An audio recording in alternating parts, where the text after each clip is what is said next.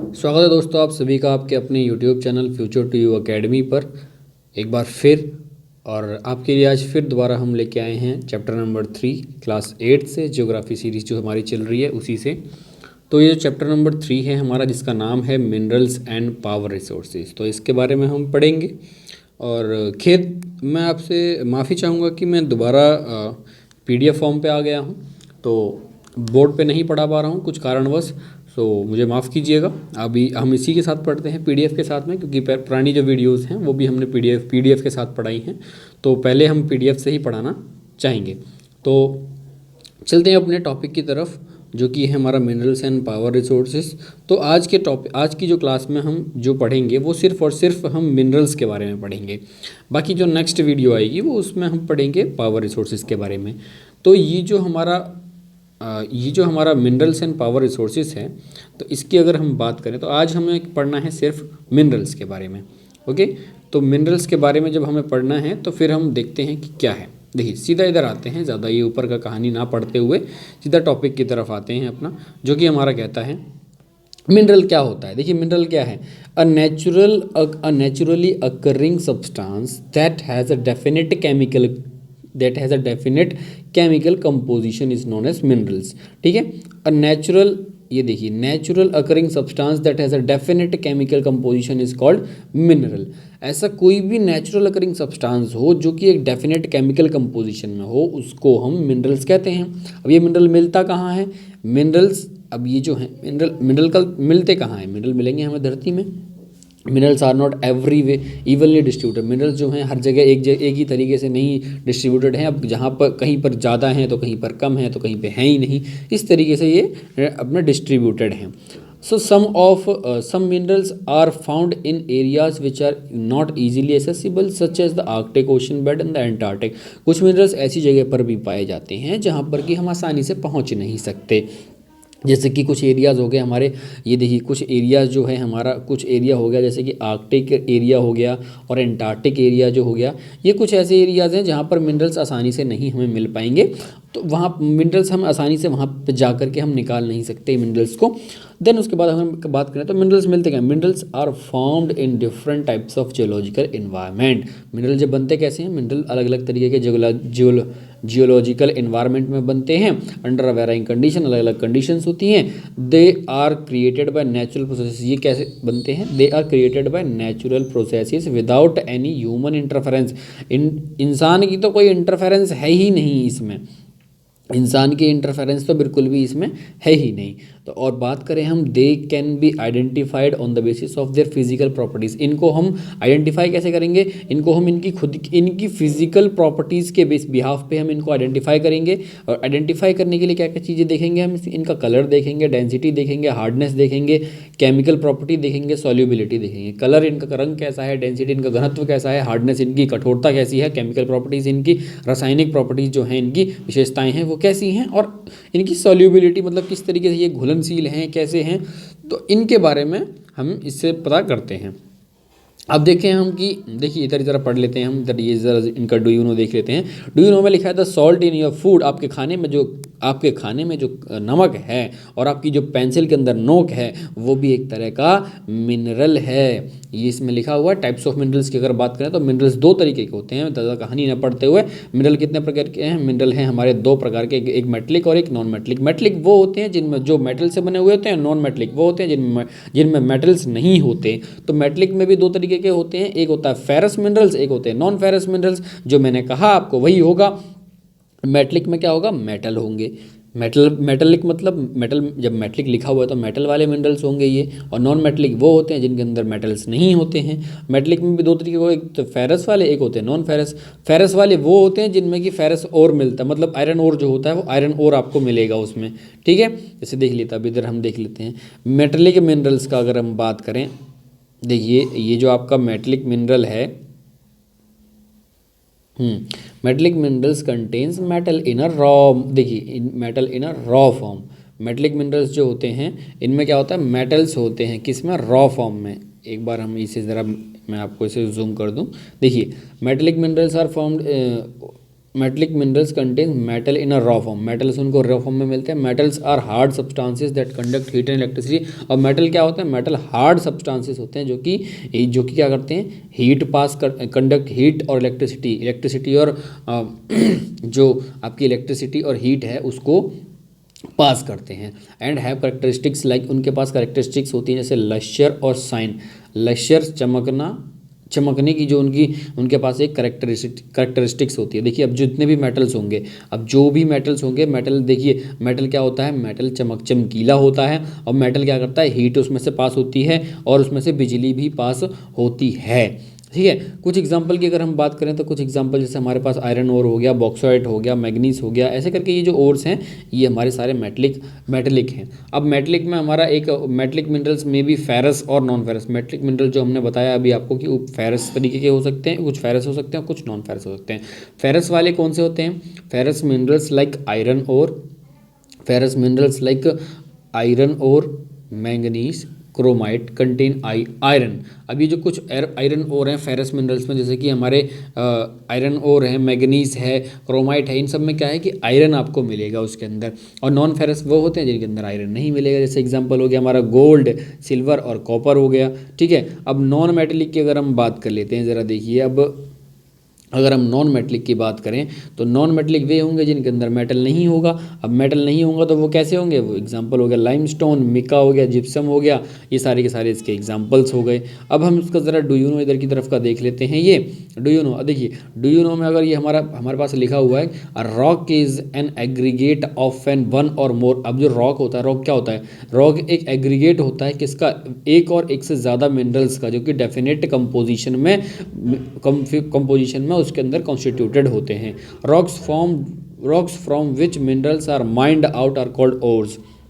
अब जो rocks from which, जिन रॉक्स में से मिनरल्स को हम निकालते हैं तो उनको क्या कहलाते हैं, हम ओर्स कहलाते हैं। करीब 2800 प्रकार के मिनरल हैं जिनमें से कि 2800 प्रकार के मिनरल्स हैं जिनमें से कि minerals have been identified, only about 100 are considered as ore minerals. 2800 प्रकार के हैं लेकिन उनमें से सिर्फ और सिर्फ 100 को ही हम ओर मिनरल्स ही कहते हैं। ये है इसमें। अब उसके बाद अगर हम एक्सट्रैक्शन की बात करें, देखिए अब इनको निकाल किस तरीके से सकते हैं हम। अगर हम निकालने की बात करें तो देखिए इनको 2-3 तरीके से निकाल सकते हैं। एक तरीका हमारा माइनिंग हो गया, एक हमारा ड्रिलिंग हो गया, एक हो गया हमारा क्वायरिंग हो गया। ये फिर देख माइनिंग में भी 2 तरीके के होते हैं, एक ओपन कास्ट माइनिंग हो गया, एक शाफ्ट माइनिंग हो गया। अब इनको ज़रा पढ़ लेते हैं कि ये तीनों की तीनों प्रोसेस हैं क्या। पहला प्रोसेस देख लेते हैं। देखिए पहला प्रोसेस कहता है the process of taking out mineral from rock buried.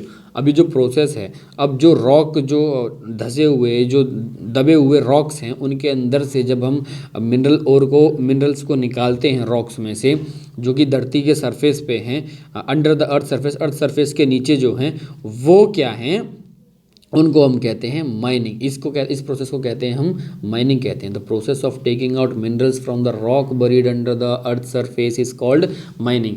अब जो अर्थ सरफेस में से जब हम जो रॉक्स दबे हुए हैं उनमें से जब हम निकालते हैं उनको हम बोलते हैं क्या, उस प्रोसेस को हम बोलते हैं माइनिंग। अब mining minerals that lie at the shallow depth are taken out by removing the surface layer. अब कुछ मिनरल्स ऐसे भी हैं जिनको कि हम बहुत ही ज़्यादा नीचे नहीं हैं तो उनको आराम से हम निकाल सकते हैं, तो उनको हम बोल देते हैं, उस मेथड को उस तरीके से जब हम निकालते हैं, नीचे से निकालते हैं, तो उसको हम बोलते हैं ओपन कास्ट माइनिंग। फिर उसके बाद आगे हमारे deep bores called the shaft. अब हम डीप बोर्स भी करते हैं। अब बोर करते हैं तो जिनको हम शाफ्ट भी कहते हैं, have to be made to reach the minerals deposited at the lie at the grade. जो बहुत ही ज़्यादा नीचे मिनरल्स होते हैं उनके लिए हमें क्या बोरिंग वगैरह करने पड़ते हैं, जिनको हम डीप बोर्स कहते हैं या फिर शाफ्ट कहते हैं। तो ऐसी तरीके की जो माइनिंग होती है उसको हम शाफ्ट माइनिंग कहते हैं। और पेट्रोल और नेचुरल गैस जो होती है इसको भी जब हमें निकालना होता है तो petrol and gas occur far below the earth surface deep wells. अब पेट्रोल और गैस के लिए क्या कहता है, बड़े बड़े हमें वेल्स, कुएँ करने पड़ते हैं, तेल के कुएँ जो होते हैं तो वे हमें खोदने पड़ते हैं। तो उनके लिए क्या कहता है, उस वाली जो उसको हम बोलते हैं, उसके लिए डीप बोर्स करने पड़ते हैं, और जो उस वाले मेथड को हम बोलते हैं ड्रिलिंग। इस मेथड को हम ड्रिलिंग कहते हैं। देन उसके बाद minerals that lie near the surface are simply dug out by by the process known as quarrying. जो मिनरल्स नियर सरफेस पे हैं उनको हम आसानी से टेक आउट कर सकते हैं, तो उन्हीं प्रोसेस को हम बोलते हैं, उसको बोलते हैं हम क्वायरिंग। ठीक है, उसको हम बोलते हैं क्वायरिंग। अब इसके बाद हम बात करेंगे कि ये जो मिनरल्स हैं, अब इन मिनरल्स की अगर हम बात करें तो ये मिनरल्स जो हैं, इन मिनरल्स को, ये मिनरल्स कौन से कॉन्टिनेंट पे किस तरीके से डिपॉजिटेड है। देखिए यहाँ पे डिस्ट्रीब्यूशन ऑफ मिनरल्स की बात कर रहे हैं, यहाँ पर सब कुछ लिखा हुआ है। फिर इसके बाद सीधा हम चलते हैं अपने इधर सीधा हम अपने टॉपिक की तरफ चलते हैं। ये देखिए एशिया में कहाँ कहाँ पर है। एशिया में देखिए, एशिया का देखिए, अगर एशिया की बात करें तो China and India have large iron ore deposit. China में और इंडिया में आयरन ओर के बहुत ही ज़्यादा मात्रा में आयरन ओर मिलता है। The continent produces more than half of the world tin. पूरे दुनिया में जितना भी टिन जो बनता है, टिन जो प्रोड्यूस होता है, उसका आधा पार्ट सिर्फ और सिर्फ एशिया का ही होता है। हाफ ऑफ द टिन, मतलब इंडिया कह रहा हूँ मैं, एशिया से half of the tin produce होता है। वहीं बात करें हम चाइना, मलेशिया और इंडोनेशिया जो हैं हमारे, ये जो चाइना है, मलेशिया है, इंडोनेशिया है, are among the world's leading tin producer. ये जो हैं, ये लीडिंग, वर्ल्ड दुनिया के सबसे लीडिंग टिन प्रोड्यूसर्स हैं। इनके यहाँ पर टिन बहुत ज़्यादा मात्रा में प्रोड्यूस होता है। China also leads in the production of lead, antimony and tungsten. China में आपको लेड, एंटीमनी और टंगस्टन जैसे मिनरल्स भी आसानी से प्रोडक्शन में, ये इन सब चीज़ों में भी चाइना आगे चल रहा है, लीड करता है चीज़ें बना, ये लेड, एंटीमनी, लेड को बनाने में, एंटीमनी और टंगस्टन के जो इनके ओर्स हैं, ये मिनरल्स हैं, इन मिनरल्स को भी, मिनरल्स में प्रोडक्शन में भी इनका चाइना बहुत लीड करता है। Asia also has a deposits of manganese. अब एशिया के अंदर मैंगनीज, बॉक्साइट, निकल, जिंक और कॉपर, ये सारी चीज़ के भी डिपॉजिट्स पाए जाते हैं। अब हम बात करते हैं किसकी, हम बात करते हैं एक अपने यूरोप की। अब यूरोप की अगर बात करें हम, तो Europe is the leading producer of iron ore in the world. Europe जो है पूरे वर्ल्ड में आयरन ओर का लीडिंग प्रोड्यूसर है। ठीक है, leading producer the countries with the larger deposits of iron ore are Russia. देखिए, अब ऐसी जो कंट्रीज़, यूरोप के अंदर जो कंट्रीज जिनमें कि आयरन ओर सबसे ज़्यादा पाया जाता है, वो कंट्रीज़ हैं रशिया है, यूक्रेन है, स्वीडन है, फ्रांस है। और mineral deposits of the copper, lead, zinc, manganese and nickel are found in eastern Europe and European Russia. अब देखिए, जैसे कॉपर, लेड, जिंक, मैंगनीज और निकल जैसे चीज़ें जो हैं, ये सारी की सारी ईस्टर्न यूरोप और यूरोपियन रशिया में आपको मिल जाएंगी। ये वहाँ पर भी बहुत अच्छे, काफ़ी डिपॉजिट है इन सब चीज़ों का।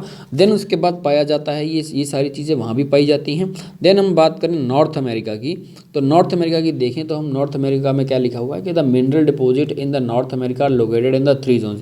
अब देखिए, नॉर्थ अमेरिका में क्या है, मिनरल डिपॉजिट 3 जोन के अंदर, मतलब 3 जोन के 3 भागों में बटा हुआ है। एक है कैनेडन रीजन, जिसको ये एक है हमारा, इसे बोलते हैं हम कैनेडन रीजन, और एक है जो कि great lakes, Canadian region north of the great lakes, एक है एप्लेचियन रीजन और एक है mountain ranges of the west. ये 3 रीजन हैं। अब 3 रीजन की अगर हम बात करें तो आयरन और निकल, गोल्ड, आयरन और, देखिए अब 3 रीजन की अगर हम बात करेंगे तो ये देखिए, आयरन और निकल, गोल्ड, यूरेनियम और कॉपर, ये सारे के सारे आपको मिलेंगे कहाँ पर, ये मिलेंगे आपको कैनेडियन शील्ड में। ठीक है, देन उसके बाद अगर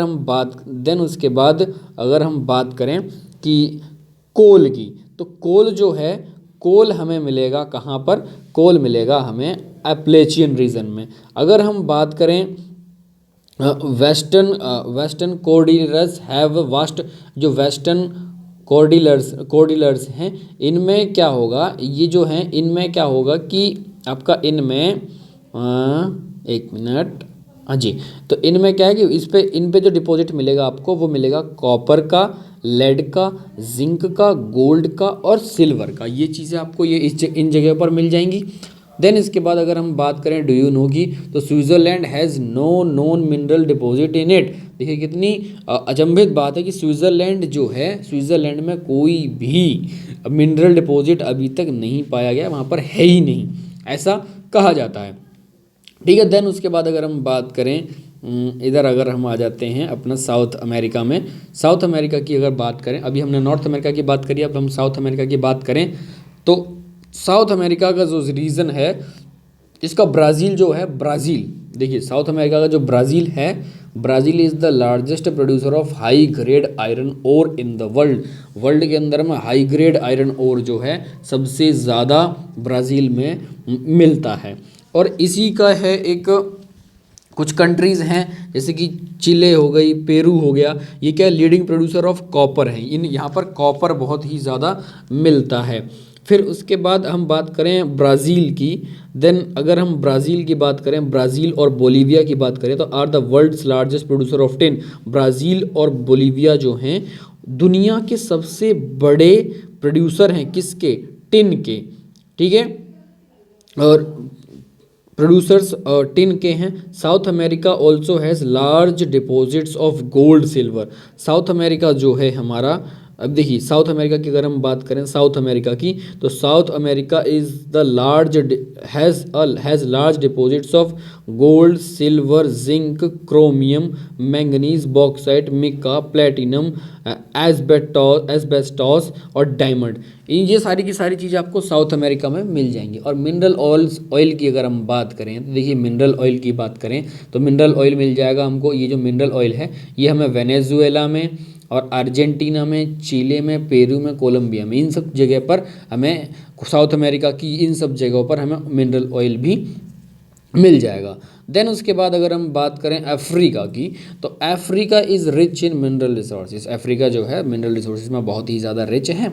it is the world's largest producer of diamond. यहाँ पर आपको डायमंड, गोल्ड और प्लेटिनम, यहाँ पर क्या आपको जब से ज़्यादा मिल जाएगा, आपको यहाँ पर डायमंड मिल जाएगा, ये देखिए आपको यहाँ डायमंड मिल जाएगा, गोल्ड मिल जाएगा, प्लेटिनम मिल जाएगा। ये सारी की सारी चीज़ें आपको यहाँ पर अब बहुत ही लार्जेस्ट ये सारी मात्रा में मिल जाएंगी। और साउथ अमेरिका की अगर साउथ अफ्रीका की बात करें तो साउथ अफ्रीका, जिम्बाब्वे, ज़ैरे, ये सारे के सारे large production of world's gold. Gold का सबसे ज़्यादा मात्रा यहाँ पर आपको मिल जाएगी। साउथ अफ्रीका, जिम्बाब्वे और ज़ैरे से सबसे ज़्यादा पोर्शन में गोल्ड प्रोड्यूस होता है। क्या होता है, गोल्ड प्रोड्यूस कहाँ कहाँ से, आपका ये साउथ अफ्रीका हो गया, और ये आपका जिम्बाब्वे हो गया, और ये ज़ैरे हो गया। फिर the other minerals found in the Africa.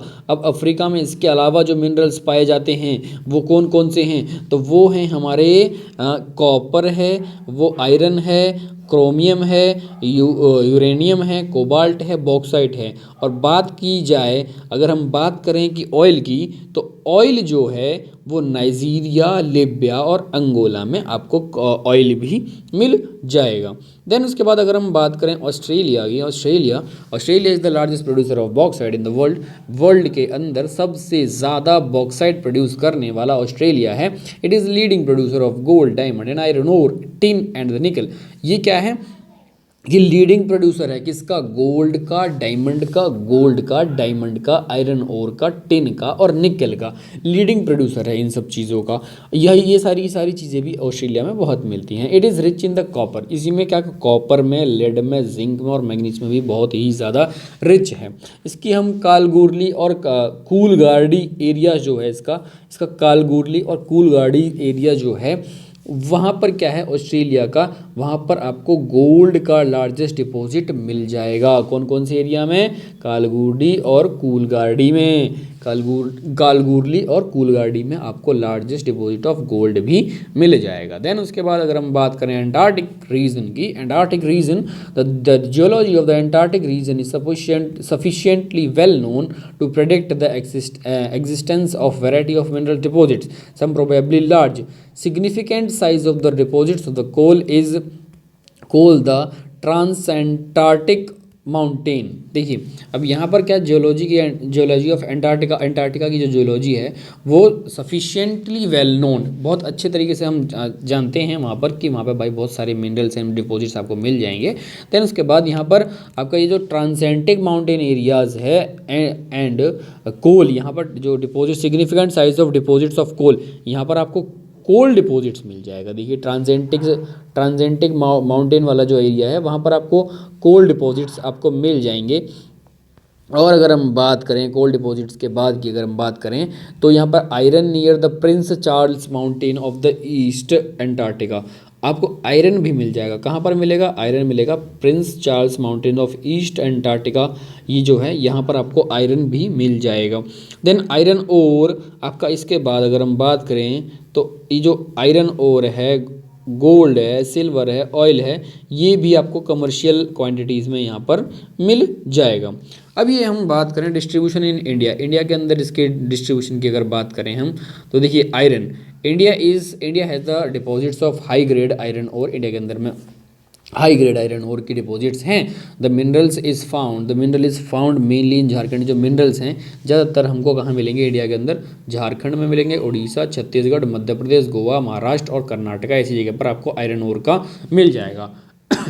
Sorry, अगर हम बॉक्साइट की बात करें तो ये बॉक्साइट आपको झारखंड में मिल जाएगा, उड़ीसा में, चंडीगढ़ में, वो छत्तीसगढ़ में, मध्य प्रदेश में, गुजरात में, महाराष्ट्र में, तमिलनाडु में बॉक्साइट भी आपको मिल जाएगा।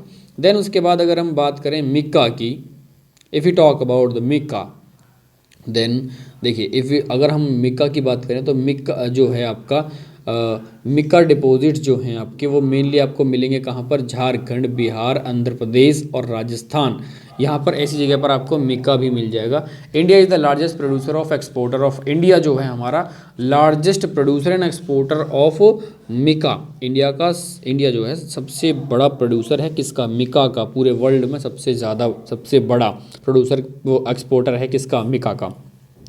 कॉपर की बात करें तो कॉपर हमको मिल जाएगा राजस्थान, मध्य प्रदेश, झारखंड, कर्नाटका, आंध्र प्रदेश में। मैंगनीज़ की बात करें तो मैंगनीज़ जो है हमारा वो भी महाराष्ट्र में, मध्य प्रदेश में, छत्तीसगढ़ में, उड़ीसा में, कर्नाटका में, आंध्र प्रदेश में, इन जगहों पर आपको मैंगनीज़ भी मिल जाएगा। अब लाइमस्टोन की बात की जाए, चलिए तो लाइमस्टोन की अगर हम बात करें तो ये आपका बिहार, झारखंड, उड़ीसा, मध्य प्रदेश, छत्तीसगढ़, राजस्थान, गुजरात, तमिलनाडु, इन जगहों पर मिल जाएगा। गोल्ड की अगर बात करें तो गोल्ड आपको कहाँ पर मिलेगा? The Kolar in the Karnataka has a deposit. देखिए कर्नाटका की जो कोलार है वहाँ पर सॉरी आपको गोल्ड बहुत मिल जाएगा। देन उसके बाद अगर हम बात करें, these mines are among the deepest in the world, ये जो माइंस हैं, जो कर्नाटका की कोलार माइंस हैं, ये डीपेस्ट हैं पूरे वर्ल्ड की बात करें तो पूरे वर्ल्ड में सबसे डीपेस्ट माइनिंग होती है यहाँ पर। Of this ore is very expensive process. Salt की अगर हम बात करें तो salt is obtained from the sea, ये तो आपको पता है कि सॉल्ट जो है कहाँ से मिलता है? सी से मिलता है। लेक्स और rocks is obtained from the sea, lakes, rocks. India is one of the world's leading producer of and exporter of salt. India जो है एक वर्ल्ड का, दुनिया का सबसे बड़ा प्रोड्यूसर और एक्सपोर्टर है सॉल्ट का। अब इन मिनरल्स का हम क्या काम करते हैं? देखिए मिनरल का क्या काम होता है? मिनरल का देखो काम क्या होता है मिनरल से हम क्या बनाते हैं? These are used in the gems, मतलब हीरे जवाहरात में बहुत ज़्यादा काम आते हैं, इनसे हम अपनी ज्वेलरीज बना लेते हैं। कॉपर जो है कॉपर जो है हमारा, copper is another metal used in everything from coin to the pipe. अब जो कॉपर जो है वो हमारा हम हर जगह यूज़ कर लेते हैं, उनके से सिक्के बना लेते हैं और पाइप्स में भी प्रयोग हो जाता है। सिलिकन की बात करें तो कंप्यूटर इंडस्ट्री में सिलिकन बहुत ज़्यादा यूज़ होता है।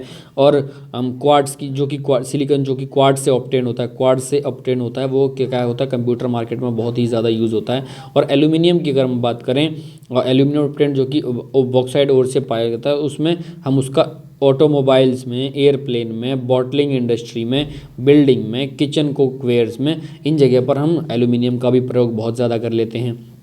अब देखिए, अब इनका हम ज़्यादा यूज़ करने के बाद में कुछ ना कुछ गड़बड़ आएंगी चीज़ें, ज़्यादा यूज़ करेंगे तो ख़त्म हो जाएंगे जल्दी से जल्दी। अब जल्दी ख़त्म हो जाएंगे तो इनको कंजर्वेशन भी करना पड़ेगा। अब इनका कंजर्वेशन करेंगे तो कंजर्वेशन के लिए कुछ तो तरीके होंगे ना, तो कंजर्वेशन के लिए तरीके जो हैं वो हैं, minerals are non renewable resource. ये तो आपको पता होना चाहिए कि मिनरल जो है नॉन रिन्यूएबल हैं, जल्दी से हम इनको रिन्यू नहीं कर सकते हैं। तो it takes thousands of year for the formation and the concentration of the minerals. ये करीब थाउजेंड्स ऑफ ईयर, मतलब हज़ारों साल लग जाते हैं इनको बनने में। तो rate of formation is much smaller than the rate at which the human consume this minerals. जो रेट ऑफ फॉर्मेशन है वो बहुत ही कम है, रेट ऑफ फॉर्मेशन बहुत ही कम है as compare to the rate of absorption. अब इनका यूज़ जिस मात्रा में हो रहा है उस मात्रा में ये बन नहीं रहे हैं, तो रेट ऑफ फॉर्मेशन इनका स्मॉल है, रेट ऑफ ह्यूमन कंजम्पशन इसका ज़्यादा है। तो आपको इन्हें करना पड़ेगा, इनको कंजर्व करके रखना पड़ेगा। It is necessary to reduce wastage in the process of mining. हमको माइनिंग के प्रोसेस में इनको रिड्यूस करना चाहिए, इनका wastage. Recycling of metal is another way. अब मेटल्स का रिसाइकल करें, हम मेटल को अगर हम रिसाइकल करें तो हमारा हम इनसे कुछ कर सकते हैं। In the way in which the minerals can be conserved. सिर्फ रिसाइकलिंग एक तरीका इसमें दिया हुआ है।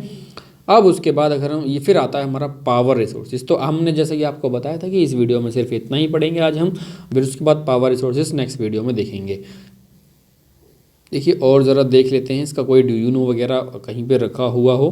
देखिए हाँ, ये डू यू नो है, a great diamond is the rarest diamond. देखिए अ ग्रीन डायमंड, एक green diamond is the rarest diamond. जो ग्रीन डायमंड, देखिए एक डायमंड जो होता है ना, एक ग्रीन कलर का जो डायमंड होता है ना, ग्रीन डायमंड जो होता है वो बहुत ही रेयरली मिलता है, बहुत ही आसानी से नहीं मिलता, बहुत ही रेयरली मिलता है। हालांकि नॉर्मल वाला डायमंड भी बड़ी मुश्किल से मिलता है, लेकिन ग्रीन डायमंड जो बहुत रेयरेस्ट है।